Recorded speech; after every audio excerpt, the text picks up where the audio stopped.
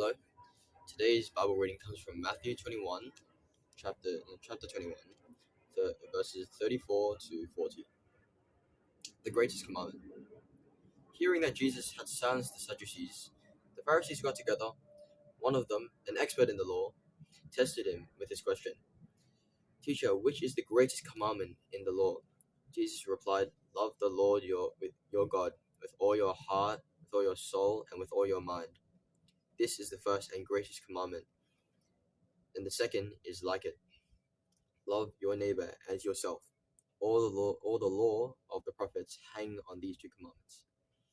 So I think what Jesus is trying to say to us here is just that what God requires of us is just to love Him with everything you have, and love your friends and your neighbors. Neighbors doesn't mean your physical neighbors. It also means everyone. Everyone on this earth, whoever you encounter. What this love would look like is doing little acts of service, like doing house chores when your parents didn't ask you to, and expecting nothing in return.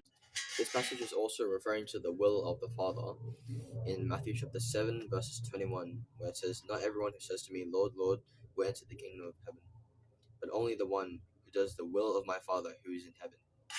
But doing what Jesus says isn't always going to be easy a lot of the time, because you could be in a very difficult and desperate situation. You're asking, "Where are you, God? Are you going to help me with this in this desperate time?"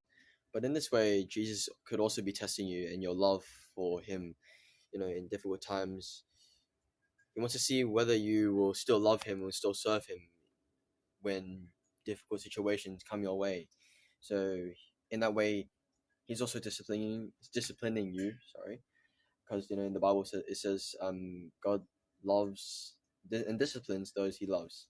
So yeah, I hope this message was an encouragement for you.